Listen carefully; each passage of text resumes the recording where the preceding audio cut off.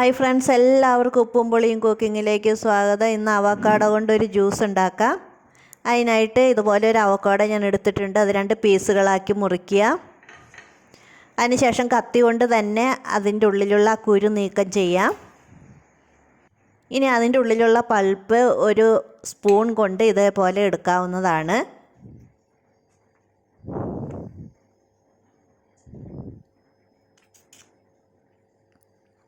ഞാനിപ്പോൾ 2ലെയും പൾപ്പ് ഇതുപോലെ നീക്കം ചെയ്തിട്ടുണ്ട്. അത് പീസുകളാക്കിയതിന് ശേഷം ഒരു മിക്സിയുടെ ജാറിലേക്ക് ഇട്ട് കൊടുക്കുക.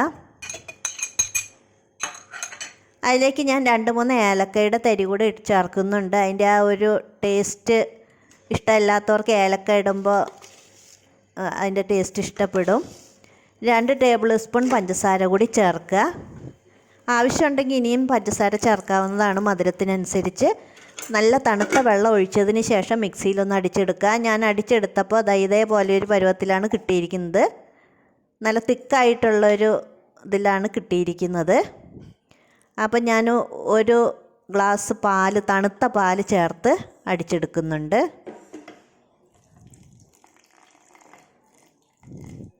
ഒരു 1/2 ഗ്ലാസ് പാലൊഴിച്ച് ഒന്ന് അടിച്ച് നോക്കാം.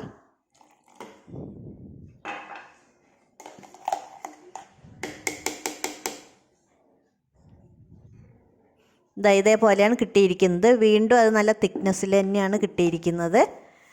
അപ്പോൾ ഇനി ആ ബാക്കിയുള്ള പാലും കൂടെ ഒഴിച്ച് നമുക്കൊന്ന് അടിച്ചെടുക്കാം. അപ്പോൾ കറക്റ്റ് പാകത്തിന് നമുക്ക് കിട്ടും.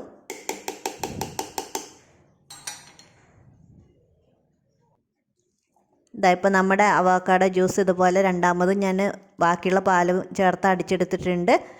അവക്കാഡോ ജ്യൂസ് റെഡി ആയിട്ടുണ്ട്. എല്ലാവരും ചെയ്ത് നോക്കുക. താങ്ക്